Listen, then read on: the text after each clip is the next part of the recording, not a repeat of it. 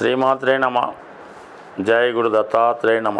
ఈ వీడియోలో మనం మార్చి 23 నుంచి 29 మధ్యలో జరగబోయే వార ఫలాలు మిథున రాశి వారికి ఏ విధంగా ఉండబోతున్నాయి అని పరిశీలించినప్పుడు మరి ఈ రాశి వారికి ఇంచుమించు ఈ వారం అంతా కూడా కుజగ్రహ సంచారం రాశి అందే ఉండడం వల్ల మీరు చేసే ప్రయత్నాలు చాలా వేగంగా విజయవంతం అయ్యే అవకాశం ఉంది. ఏదైనా ఒక కాంపిటేటివ్ సంబంధించినది ఏ పోటీ అయినా అవ్వచ్చు, దాంట్లో కంపల్సరీగా మీరు విజయం సాధించే అవకాశం ఉంది. చాలా వరకు ఫిజికల్ ఫిట్నెస్ లాంటి కోర్సులు నేర్చుకున్న వారికి కానీ ప్రతిరోజు ఫిట్నెస్ వరకు ప్రయత్నం చేస్తున్న వారికి ఇంకా సులభంగా మీ యొక్క ప్రయత్నాలు నెరవేరుతుంటాయి. ఆరోగ్య విషయంలో మీరు తీసుకున్నటువంటి జాగ్రత్తలు చాలా వరకు మీకు సంపూర్ణ ఫలితాన్ని ఇవ్వడం కూడా జరుగుతూ ఉంటాయి. ఇది ఎక్కువగా క్రీడా రంగంలో ఉన్నవారికి, పోలీస్ డిపార్ట్మెంట్లో ఉన్నవారికి, అలాగే నిరుద్యోగులు ఎవరైతే ఉన్నారో వాళ్ళు ఏదైనా ఉద్యోగ ప్రయత్నాలు చేస్తున్నప్పుడు వారికి విజయం చాలా సునాయాసంగా కాన్ఫిడెన్స్గా వచ్చే అవకాశం ఉన్నది.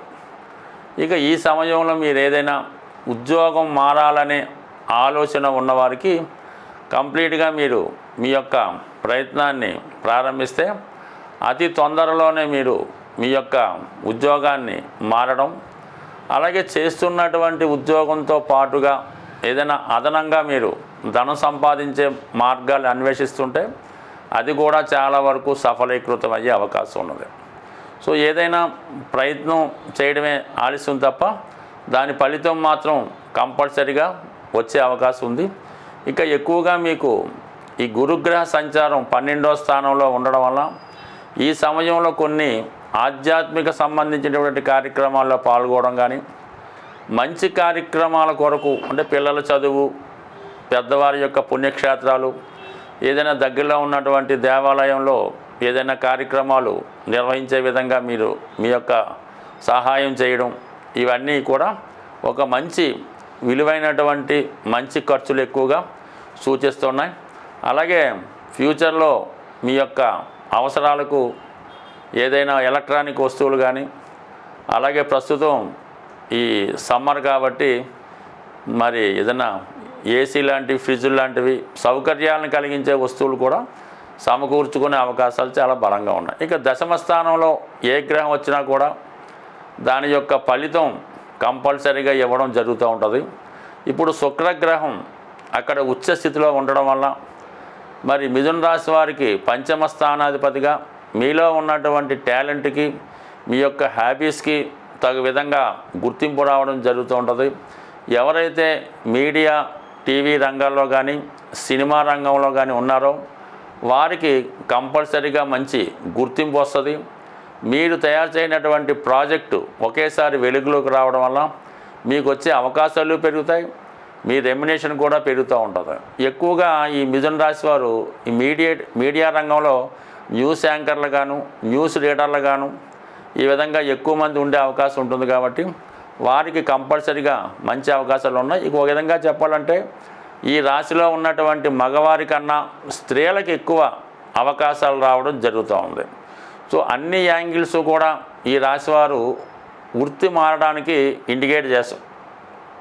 అందులో ఒకటేంటంటే తృతీయాధిపతిగా రవి దశమస్థితి, వ్యయాధిపతిగా శుక్రుడు దశమస్థితి, మరి అది తొందరలో అష్టమాధిపతి శని దశమస్థాన ప్రవేశం, ఇవన్నీ కూడా మరి ఈ రాశి వారికి వృత్తిపరంగా అనూహ్యంగా చేంజ్ రావడం, అలాగే మీ యొక్క వేతనం కానీ, ఆదాయం కానీ, రెమ్యునేషన్ కానీ కంపల్సరీగా గతంలో సంపాదించిన దానికి ఇప్పుడు వచ్చిన దానికి చాలా వ్యత్యాసం ఉండే అవకాశం ఉంది. అది మీకు చాలా వరకు సంతృప్తినిచ్చే అవకాశం ఉంది. కాబట్టి ఏదైనా మీలో ఉన్నటువంటి ప్రతిభను నిరూపించుకోవడానికి, మీలో ఉన్నటువంటి టాలెంట్ ఉపయోగించుకోవడానికి ఇది సరైన సమయంగా భావించి మీ ప్రయత్నం అన్నది అతి తొందరగా చేస్తే దాని ఫలితం కూడా మీకు తొందరగా వచ్చే అవకాశం ఉంది. గ్రహాలు మన గోచారం లాంటి ఫాలో అయినప్పుడు కొన్ని గ్రహాలతో కలిసినప్పుడు కొన్ని రంగాల మీద వాటి ప్రభావం చూపడం జరుగుతూ ఉంటుంది. మరి ఇప్పుడు ఏమైందంటే శుక్రుడు ధనకారకుడు, అన్ని సంపదలకి కారణం అవుతూ ఉంటాడు. అటువంటి శుక్రుడు రాహుగ్రహంతో కలియడం వల్ల ఇంచుమించుగా అన్ని రాశుల వారికి విపరీతమైనటువంటి ఫైనాన్షియల్ స్ట్రగుల్ ఏర్పడడం జరుగుతూ ఉంటుంది.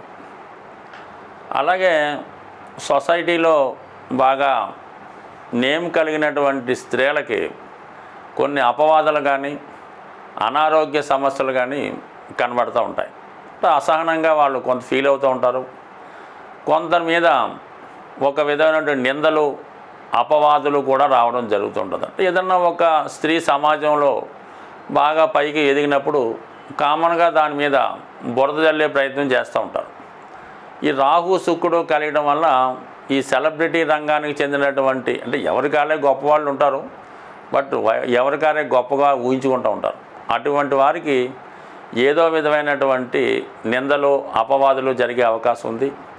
ఎక్కువగా భార్యాభర్తల మధ్య కానీ కుటుంబ సభ్యుల మధ్య కొన్ని అపోహలు అపనిందలు ఇలాంటివి వచ్చే అవకాశం ఉంది. కాబట్టి దాని పరిహారం నిమిత్తం ఏం చేయాలంటే ఏదైనా రాహుగ్రహానికి పరిహారం అన్నది చాలా సులభంగా చేసుకోవచ్చు.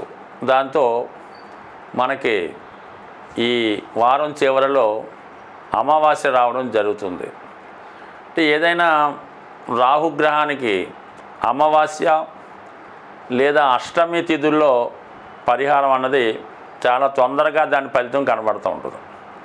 మరి ఈ సమయంలో ఎవరైతే ఇటువంటి విపరీతమైనటువంటి ఆర్థిక సమస్యలు, అలాగే నయం కాని దీర్ఘకాలిక రోగాలు, అలాగే భరించరాని అపనిందలు అపవాదులు ఉన్నవాళ్ళు మరి ఈ అమావాస్య రోజు మరి వాళ్ళు ఒక కొబ్బరికాయ అంటే పీసుతో ఉన్నటువంటి కొబ్బరికాయ, ఈ పీసుతో ఉన్నటువంటి కొబ్బరికాయని మరి మీరు తల నుంచి పాదాల వరకు అది 3 సార్లు క్లాక్ వైజ్లోను 3 సార్లు యాంటీ క్లాక్ వైజ్లోను తిప్పి ఏదైనా ఒక పారే నదిలో కానీ సముద్రంలో కానీ ఏది దొరకనప్పుడు చెరువులో కానీ దాన్ని విసర్జించి మరి వెనక్కి తిరిగి చూడకుండా రావాల్సి ఉంటుంది. ఇది కేవలం చీకటి పడుతున్న సమయంలో చేయవలసి ఉంటుంది అన్నమాట. అంటే ఇంచుమించుగా సూర్యాస్తం అయిపోయి ఇంకా మనకి ఇంచుమించుగా ఒక 6:30, 7, 8 గంటలకి ఈ ప్రక్రియ చేయవలసి ఉంటుంది. ఇంకా ఇంకొక రెమెడీ ఏంటంటే ఇక బాగా అసహనంగా ఉంటూ కొంతమంది మగపిల్లలు కానీ ఉద్యోగస్తులు కానీ చాలా ఏది చేయలేని పరిస్థితి, ఒకప్పుడు చాలా ఒక వెలుగుతారు, చాలా స్ట్రగుల్ పడుతుంటారు, ప్రతిదానికి కూడా ఇతరుల మీద ఆధారపడుతుంటారు, ఒక మానసికంగా మనసు దెబ్బతిన్నట్టు మానసికంగా ఇబ్బంది పడుతున్నట్టు కనబడుతుంటారు. అటువంటి వారికి బూడిద గుమ్మడికాయ తీసుకొని ఇదే అమావాస్య రోజు ఈ సంధ్యా సమయం సాయంకాల సమయంలో మీ కుటుంబంలో పెద్దవారు కానీ లేదా ఎవరైనా కొద్దిగా అనుభవంగా పెద్దగా ఉన్నవాళ్ళు ఈ అబ్బాయిని ఈ బూడిద గుమ్మడికాయతో దిష్టి తీయవలసి ఉంటుంది. అంటే రైట్ సైడ్ 3 సార్లు అలాగా యాంటీ క్లాక్ వైజ్లో 3 సార్లు చక్కగా దిష్టి తీసి దాన్ని చక్కగా బ్రేక్ చేయవలసి ఉంటుంది. బ్రేక్ చేసి ఎవరింటికి రావడం జరుగుతుంది. ఎవరైతే ఈ దిష్టి తీసారో వాళ్ళకి ఒక 18 సంఖ్య వచ్చే విధంగా ఓ 18 రూపాయలు, 180 రూపాయలు, 1800, 18,000 అది మీ యొక్క శక్తి కొలది వారికి ఇవ్వవలసి ఉంటుంది. మీరు చక్కగా ఇంటికి రావాల్సి ఉంటుంది. సో ఈ విధంగా ఈ కొద్దిపాటి రెమెడీస్ చేసుకోవడం వల్ల ఏదైనా అమావాస్య రోజు ఏదైనా టెంపుల్లో మీరు ఒక 4 కొబ్బరికాయలు సమర్పించిన, ఒక గుమ్మడికాయ సమర్పించిన చాలా వరకు ఈ రాహు చేత పీడించబడుతున్న వాళ్ళు దాని నుంచి బయటపడే అవకాశం ఉంది. స్వస్తి.